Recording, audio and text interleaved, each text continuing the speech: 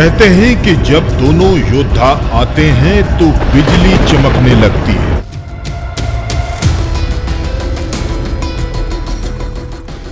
अनहोनी होने वाली यहाँ पे है, बादल गरजने लगा, घंटी बज रही है। मतलब रात में जब यहाँ कोई नहीं है, समझ लीजिए 1-2 बजे के टाइम पर कोई नहीं है और घंटी बज रही है, समझ लीजिए। आधी रात के बाद जब वो महादेव मंदिर में जलाभिषेक के लिए आते हैं तो तूफान आ जाता है। उस समय हमको ये भी लगा अंदर कि ऐसे कोई निकाल रहा है, जैसे बाहर मंदिर की तरफ ढकेल रहा हो।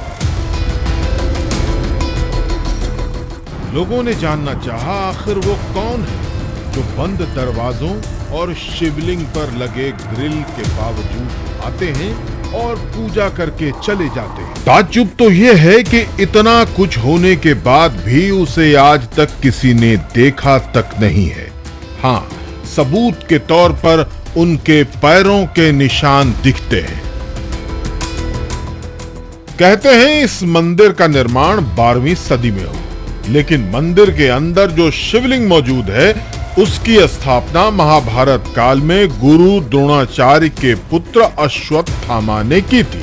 शिवलिंग को लेकर और भी कई कहानियां हैं। हिंदुस्तान के कई शिवलिंगों की तरह लीलावती नाथ मंदिर के शिवलिंग के बारे में मान्यता है कि ये स्वयंभू है और इसकी गहराई के बारे में किसी को पता नहीं। सबसे पहले हमने मंदिर का अच्छी तरह मुआयना किया, एक एक चीज को बारीकी से देखा। एक विचित्र बात यह थी कि मंदिर के गर्भगृह में मौजूद शिवलिंग को लोहे के ग्रिल से ढककर रखा गया था। आल्हा का जुड़ाव इस तरीके से है कि ये लखीमपुर जो है ये गांजर है, गांजर इलाका है। इसको ये बबरी बंद भी कहते हैं, मतलब वैसे भी मतलब। तो यहाँ के कर लोग, राजा लोग कर नहीं देते थे, तब आल्हा यहाँ पे आए, मतलब तो यहाँ रुके होंगे, मतलब उस पीरियड में वही रह के मतलब शंकर जी की पूजा की होगी या अपनी विजय की होगी। उसी से आज भी पूजते चले आ रहे हैं, मतलब प्राचीन में।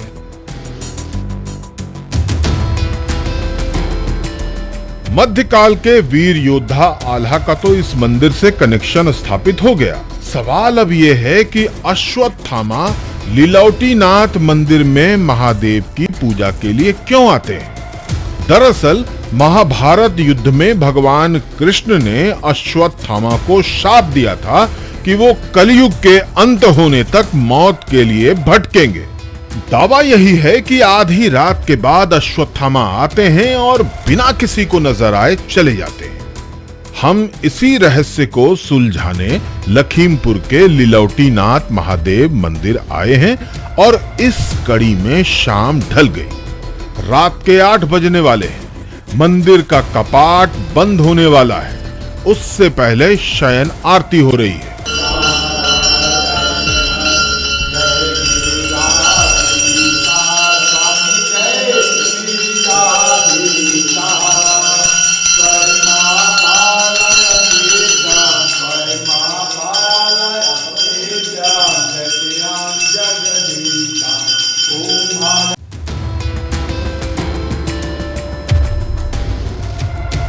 शयन आरती के बाद मंदिर की सफाई हुई, शिवलिंग पर चढ़ाए गए फूलों को हटाया गया। हमारी आंखों के सामने शिवलिंग को अच्छी तरह सुखाया गया। हमने पुजारी से इजाजत लेकर एक और काम किया, शिवलिंग को कपड़े से ढकवा दिया ताकि अब इसके ऊपर से कोई जलाभिषेक करे तो अगली सुबह कपड़ा गीला मिले। फिलहाल कपड़ा एकदम सूखा था। फिलहाल अब कपाट बंद करने का समय आ गया है, पूजा अर्चना हो गई है। अब आप देखेंगे तो चारों तरफ आपको कहीं भी पानी का नामो निशान नहीं मिलेगा, कहीं भी आपको जल नजर नहीं आएगा। आप देखेंगे कि ऊपर की तरफ फूल रखे हुए हैं जो बिल्कुल सूखे हुए हैं, कहीं भी आपको इसके अंदर पानी नजर नहीं आएगा। और अब सोचिए कि सुबह क्या तस्वीर होगी, वो भी निश्चित तौर पे देखने लायक होगी। फिलहाल हम लोग अपनी तरफ से हम लोगों ने सूखे फूल रखवाए हैं यहाँ पर जो रोज़ाना रखते हैं, लेकिन टेस्ट कर लिया है बिल्कुल सूखे हुए फूल हैं। इसके अलावा एक कपड़ा जो है वो हम लोग ऊपर से रखेंगे, जिससे कपड़ा गीला होता है या फिर नहीं होता है, इसमें जल आता है या नहीं आता, ये भी हम टेस्ट करने का प्रयास करेंगे। तो तमाम जो चीज़ें हैं उसके ज़रिए ये हम समझाने का प्रयास कर रहे हैं कि आखिर जो मान्यताएं हैं, ये कहा जाता है कि कोई रात में आता है, जल अर्पण करता है, इन चीज़ों के बाद बहुत हद तक सत्यता जो है वो सबके सामने होगी। फिलहाल कपाट बंद होने वाले हैं और सभी लोग अब यहाँ से बाहर की तरफ जाएंगे। बिल्कुल कहा जाए तो आप चारों तरफ नज़र दौड़ाएंगे तो एक बूंद भी आपको जल की नज़र नहीं आएगी। बिल्कुल सूखा हुआ ये हिस्सा है। 4 या 5 या 6 घंटे के बाद देखिएगा शायद नज़ारा कुछ और होता है। बाहर की तरफ चलते हैं, कपाट बंद होने का समय हो गया है।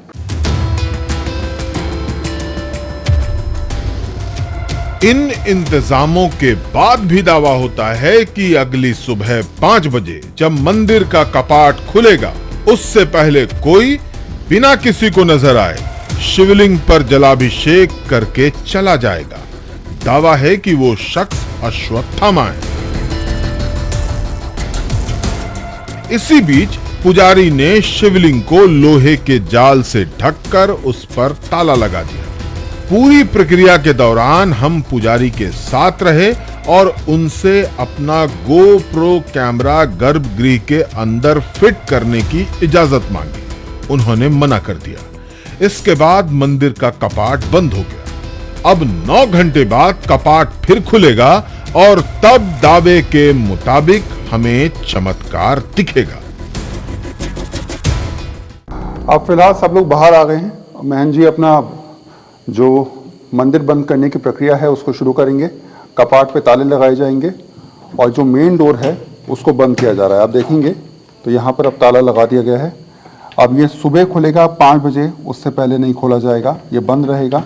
आप चेक कर सकते हैं, देखिए कि बिल्कुल ताला लग चुका है, खुलने का कोई मतलब नहीं है।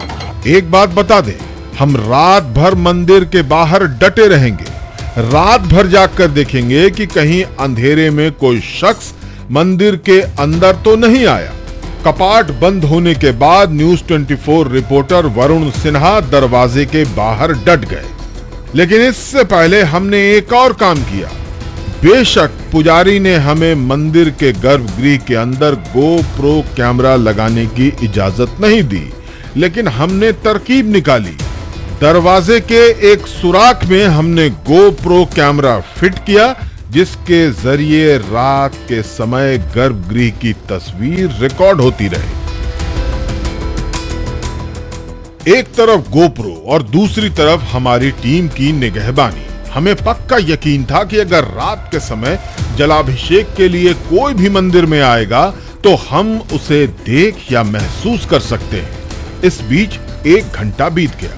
हमें बताया गया कि अश्वत्थामा आधी रात के बाद आते हैं। इसलिए हम मंदिर से निकले और उस नदी की तरफ गए जिसके बारे में कहा जाता है कि वहीं नहाने के बाद अश्वत्थामा जलाभिषेक के लिए शिवालय में आते हैं।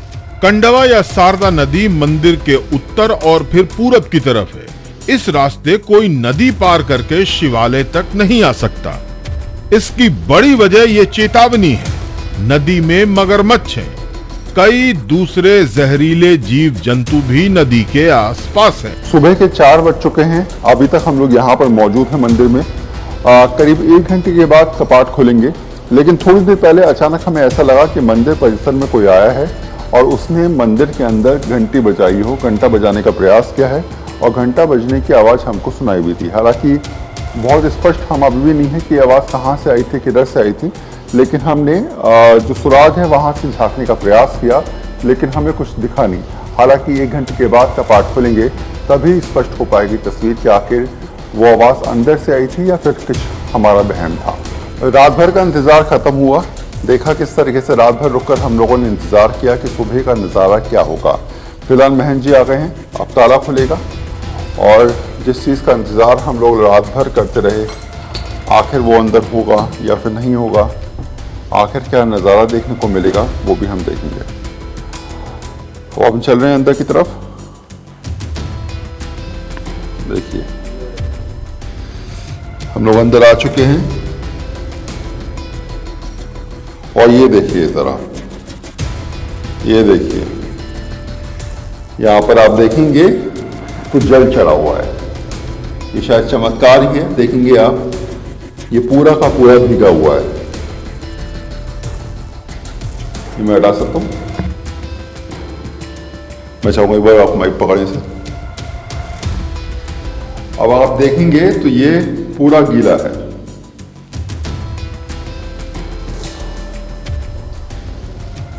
पूरी रात हम लोग यहाँ पर रहे, पूरी रात रहकर हमने यहाँ पर बैठ के इंतजार किया, 1 मिनट को भी हम यहाँ से हिले नहीं।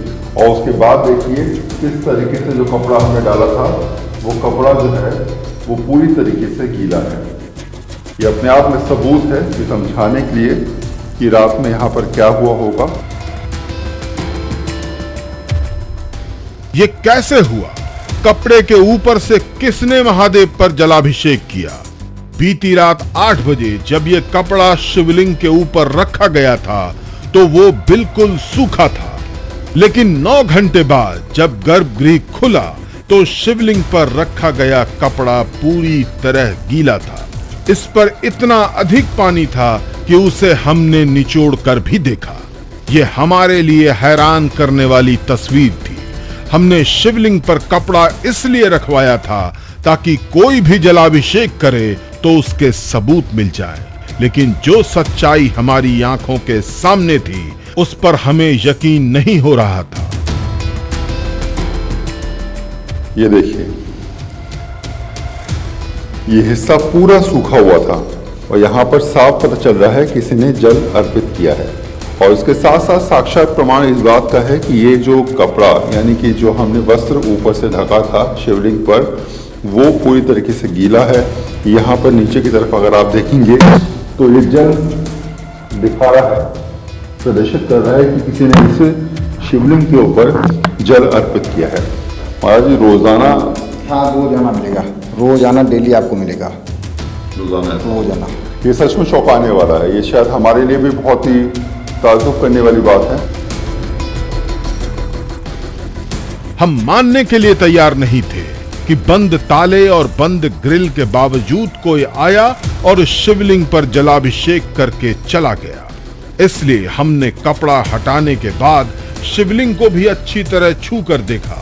शिवलिंग पूरी तरह गीला था, ठीक उसी तरह गीला था जैसे जलाभिषेक के बाद होता है।